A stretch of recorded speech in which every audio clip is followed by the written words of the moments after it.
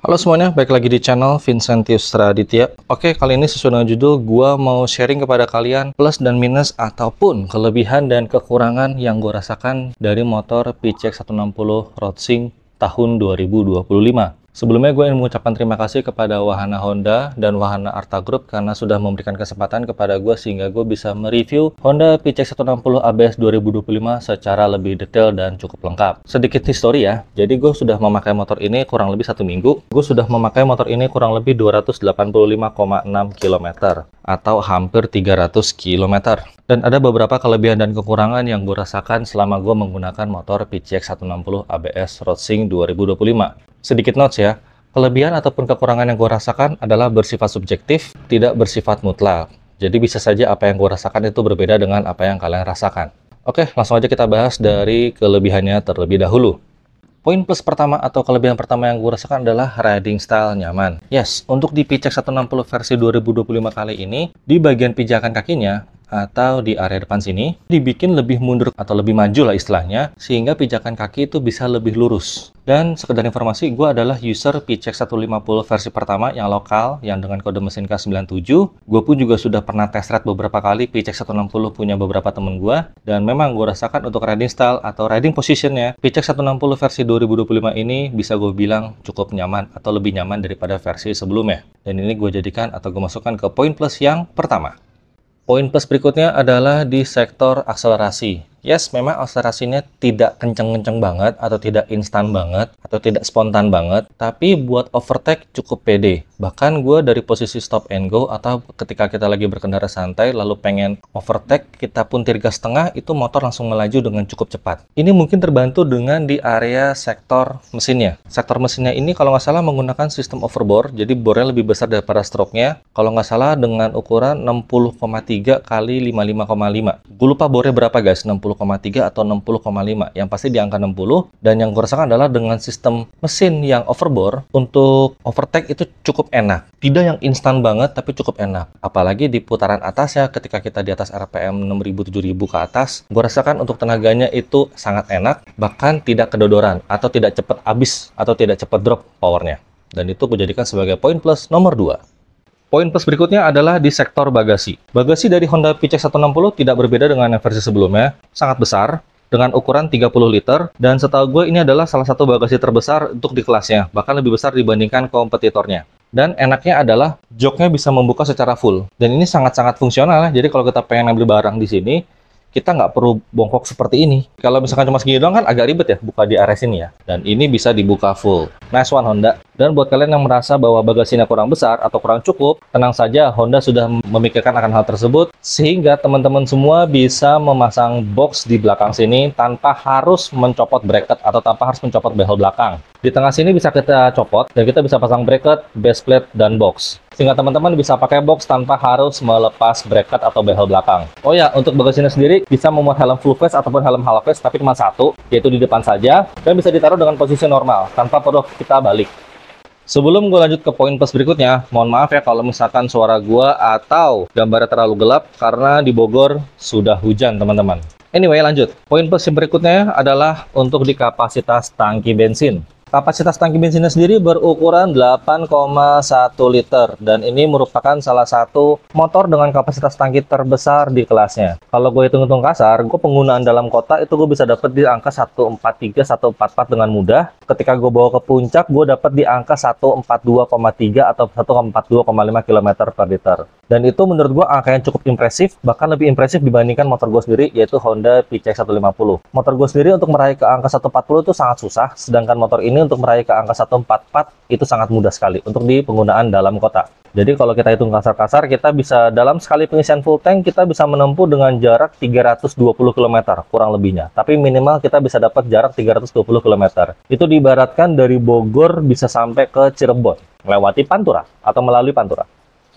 Poin plus nomor 5 adalah di area speedometer. Untuk di tipe kali ini, yaitu tipe ABS Roadsing, menurut gua fitur Roadsingnya cukup informatif, Bahkan gue cukup sering ya mengoperasikan fitur racing ini ketika gue berkendara atau ketika gue bermacet-macet ria, sehingga nggak cepat bosan ketika gue berkendara. Sebagai informasi saja, terdapat total trip, real time fuel consumption, trip A, trip B, lalu di sebelah kiri ada indikator bensin, ada indikator jam juga, di tengah ada RPM, ada indikator kecepatan, lalu kalau kita pengen ngubah menunya juga ada banyak di sini, ada trip A, lalu kita bisa buat ngereset trip, dan di sini juga terdapat menu settings. Untuk lebih lengkapnya soal fitur racing ini sudah gue buat di video terpisah dan kalian bisa tonton di video-video gue sebelumnya.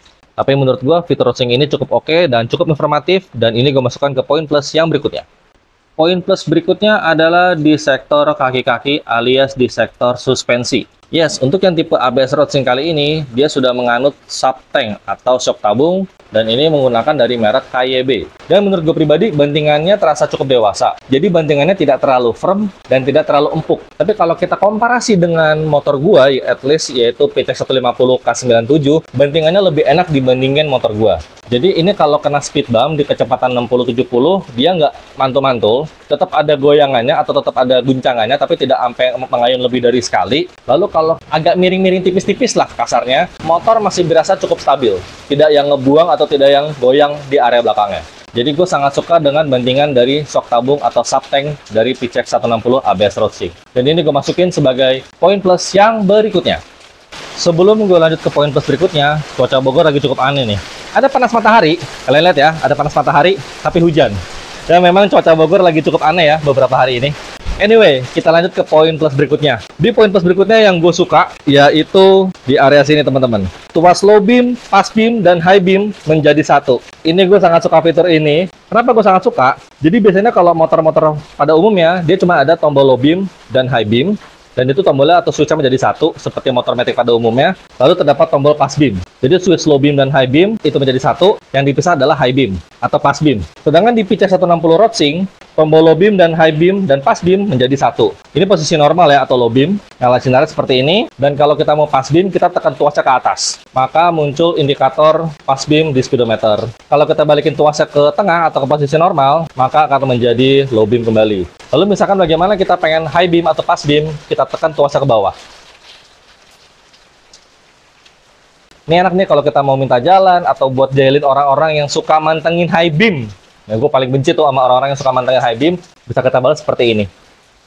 Dan gue sangat suka fitur ini ya, yaitu low beam, high beam, dan pass beam menjadi satu.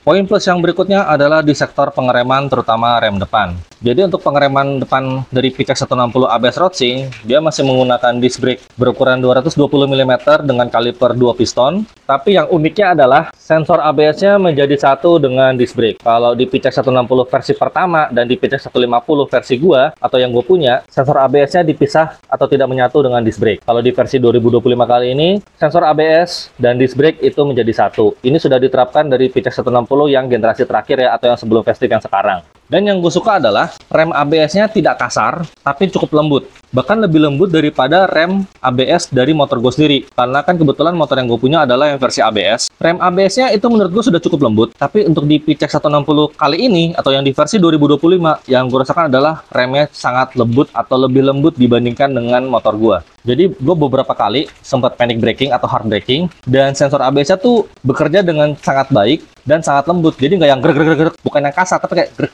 Itu yang gue rasain. Kalau di motor gue sendiri itu masih kadang-kadang suka grek, terkadang masih suka seperti itu. Kalau untuk di PCX 160 kali ini, yang gue rasakan adalah kinerja dari ABS-nya itu sangat bagus dan lembut. Top notch buat Astra Honda Motor.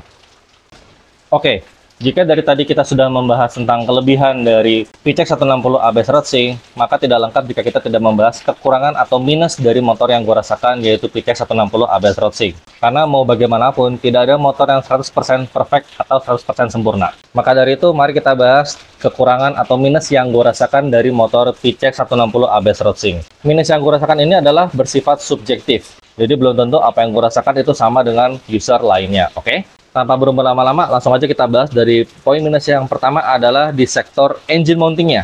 Jadi dari engine mountingnya PCX 160, itu dia pindah dari yang awalnya di bawah, pindah ke atas. Dan ini kalau nggak salah sudah dilakukan oleh AHM dari awal PCX 160 rilis, yang versi pertama, yang tahun 2021 kalau nggak salah.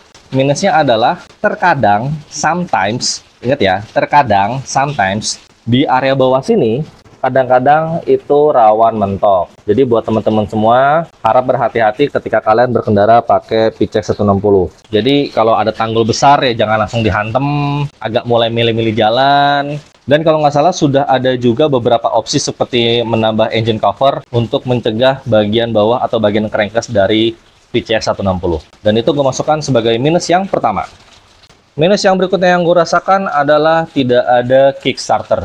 Yes, kalau ini sih memang sudah dari zamannya PCX 150 ya. Tapi gini teman-teman, gua adalah penganut old school yang dimana kalau motor itu sebaiknya ada kickstarter supaya amit-amit misalkan kita lupa ngecek kondisi aki atau mohon maaf banget, misalkan udah waktunya ganti aki tapi kita belum ada waktu tuh maksudnya ini teman-teman, belum ada waktu. Sebagai alternatifnya atau kondisi daruratnya kita bisa menyalakan motor dengan menggunakan kickstarter. Tapi untuk di motor PCX 160 kali ini, bahkan dari versi yang 150, it means yang dari punya gue pribadi, tidak ada kickstarter. Yes, memang terdapat indikator aki atau voltase di area speedometer untuk PCX 160 ABS Road Sync. Dan kita bisa ngecek dengan menekan atau masuk ke menu, kita bisa ngecek dengan masuk ke menu setting, service, maintenance, battery voltage. Nah, kita bisa ngecek di sini. Ini kondisi aki yang ideal kalau standby ya, 12,4 volt. Kalau kondisi menyala itu kalau nggak salah 14,4 sampai 14,5 voltase. Cuman kan akan lebih baik ya atau lebih oke jikalau terdapat kickstarter. Tapi ya mungkin ini minus yang hanya gue sendiri yang merasakan, mungkin teman-teman lain atau user lain tidak merasakan akan hal ini. Tapi kalau gue pribadi, alangkah baiknya atau sebaiknya Kickstarter dibalikin lagi ke motor Matic yang zaman-zaman now deh. Teman-teman semua lebih suka mana? Lebih suka motor Matic tidak ada Kickstarter atau motor Matic tetap ada Kickstarter? Untuk di kelas Matic 110cc sampai 150cc ya, kalau di kelas 250cc kayaknya memang tidak ada motor Matic yang menggunakan Kickstarter deh. Correct me if I'm wrong ya. Dan kalian tulis juga pendapat kalian di kolom komentar di bawah, sebaiknya motor Matic tetap ada Kickstarter atau tidak perlu ada Kickstarter. Anyway, tidak adanya Kickstarter gue jadikan sebagai minus yang nomor 2. Minus berikutnya yang gue rasakan adalah kita tidak bisa menyalakan motor kalau kita menekan tuas rem depan. Sehingga mau nggak mau kita kalau nyalain motor kita harus menekan tuas rem belakang saja. Alangkah lebih baik kalau misalkan kita bisa menyalakan motor dengan menekan tuas rem belakang ataupun rem depan. Oke, kontak gue nyalakan. Dan kita hanya bisa menekan atau nyalain motor tuh kalau kita tekan tuas rem belakang. Ini rem depan nggak gue pegang ya, karena gue pegang kamera nih. Semoga kelihatan ya. Kalau kita menekan tuas rem depan saja, maka motor tidak bisa menyala. Ini gue ulangin ya. Nggak bisa teman-teman. Jadi kalau mau nyalain motor harus tekan tuas rem belakang sambil memencet tombol starter. Alangkah lebih baik kalau misalkan kita bisa menyalakan motor dengan menekan tuas rem belakang ataupun rem depan. Maka dari itu ini gue masukkan sebagai minus yang ketiga. At least ini yang gue rasakan ya. Kalau misalkan berbeda dengan yang teman-teman rasakan, bebas, itu nggak masalah. Karena ini adalah pendapat gue pribadi. Minus berikutnya yang gue rasakan adalah posisi nopol atau nomor polisi, terutama di area depan ya. Kalau di area belakang gue tidak ada komplain sama sekali. Entah kenapa yang gue rasakan, posisi plat nomor PCX dari tahun ke tahun itu lama-lama makin naik. PCX 150 tuh di sini, 160 di tengah, terus 160 yang facelift yang versi 2025 tuh lama-lama makin di atas. Iya, memang bener. Gue pernah bilang di video versi presiden, Bang, tapi kan lu bilang sekalipun plat nomornya berada di paling atas, tidak mengganggu visual atau visibilitas. Iya, bener, memang tidak mengganggu visibilitas. Tapi secara penempatan visual, kayak kurang manis aja gitu menurut gue. Sekali lagi ini menurut pendapat gue pribadi ya teman-teman. Alangkah lebih baik kalau posisi plat nomornya itu di bawah atau di tengah. Kayaknya lebih manis gitu, atau lebih eye-catching. Kalau di atas, kalau menurut gue pribadi kayak kurang aja gitu. Tapi gue nggak tahu kalau menurut kalian bagaimana. Kalian suka dengan posisi plat nomor di atas, di tengah, atau di bawah? Nah, karena gue pribadi gue kurang suka dengan penempatan posisi plat nomor depan, maka ini gue masukin sebagai minus dari motor PCX 160 versi 2025. Sekali lagi, ini pendapat subjektif ya teman-teman. Minus yang berikutnya adalah dari fitur ABS. Yes, sebelumnya gue bilang bahwa fitur ABS-nya itu sangat bagus, sangat berguna, bahkan lebih baik dibandingkan motor gua yaitu PCX 150. Tapi sayangnya, fitur ABS ini hanya satu channel, alias depan only. Di mana rivalnya atau kompetitornya itu sudah ABS dual channel, yaitu ABS untuk rem depan dan ABS untuk rem belakang. Ini bisa menjadi pro dan kontra ya, karena ada beberapa orang yang suka dengan fitur ABS, beberapa orang ada yang tidak suka dengan fitur ABS. Kalau menurut gue pribadi, akan lebih baik jikalau fitur ABS-nya itu untuk rem depan dan rem belakang. Sehingga untuk sektor pengeremannya akan menjadi lebih baik lagi. Tapi once again, Ini adalah pendapat gue pribadi ya teman-teman. Untuk fitur ABS-nya atau sensor ABS-nya sudah sangat baik, tapi akan lebih baik lagi jikalau ABS dual channel atau ABS depan belakang. Dan yang terakhir, minus yang gue rasakan adalah area sebelah kiri sini. Yes, di awal video gue bilang bahwa gue suka dengan tuas low beam, high beam, dan pass beam. Tapi gue kurang suka dengan penempatan dari posisi klakson dan joystick untuk menu road sync. Karena gini, ketika gue riding atau normalnya orang menyetir pada umum ya, kita kan pasti melihatnya ke depan ya. Tidak mungkin kita ngeliat ke bawah terus kan, pasti melihatnya ke depan. Mungkin melihat ke bawah kalau misalkan lagi kondisi macet. Dan ketika kita ingin menyalip, misalkan menyalip ke kanan, kita pasti menyalakan lampu sen. Harusnya menyalakan lampu sen ya, baik ke kanan. Kalau mau nyalip ke kiri atau belok kiri, kita nyalakan lampu sen ke kiri. Biasanya setahu gue, kita kalau menyalain lampu sen, kita nggak perlu melihat dulu nih tombolnya di mana. Kita udah pasti hafal aja gitu. Oh, lampu sen kiri berarti di posisi di sini. Oh, lampu sen kanan berarti posisi di sini. Nah, dikarenakan ada menu tambahan di sini, yaitu menu joystick, mengoperasikan dari fitur road sync, terkadang mau klakson atau mau ngesen, itu kebalik-balik. Kadang gue mau klakson malah pencet menu joysticknya di sini, kadang gue mau ngesen malah pencetnya klakson.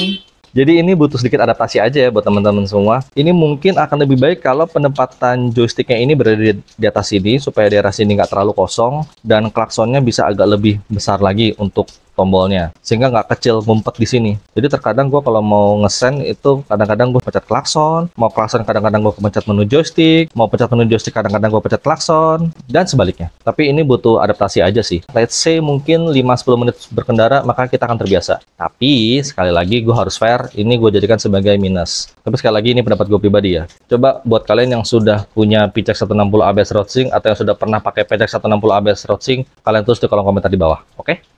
Oke teman-teman, sekian video kali ini perihal plus dan minus ataupun kelebihan dan kekurangan dari Honda PX160 ABS Road Sync versi 2025 yang berwarna maroon red atau merah marun. Sekali lagi gue ingatkan bahwa minus ataupun plus yang gue rasakan di motor ini adalah bersifat subjektif dan bisa berbeda dengan apa yang teman-teman rasakan. Dan buat teman-teman semua, kalau kalian pengguna PCX160 ABS Road Sync, coba kalian tulis di kolom komentar di bawah apa yang teman-teman rasakan dari sektor plus ataupun minus. Dan kita bisa diskusi bareng-bareng di bawah. Once again, gue ingin mengucapkan terima kasih kepada Wahana Honda dan Wahana Arta Group karena sudah meminjamkan gue unit PCX160 ABS Road Sync sehingga gue bisa review dengan lebih lengkap dan lebih detail. Dan sebagai penutup, ini adalah akhir dari kompilasi video atau playlist video dari PCX160 ABS Road Sync tahun 2025.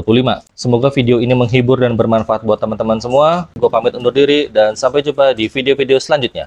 Bye-bye!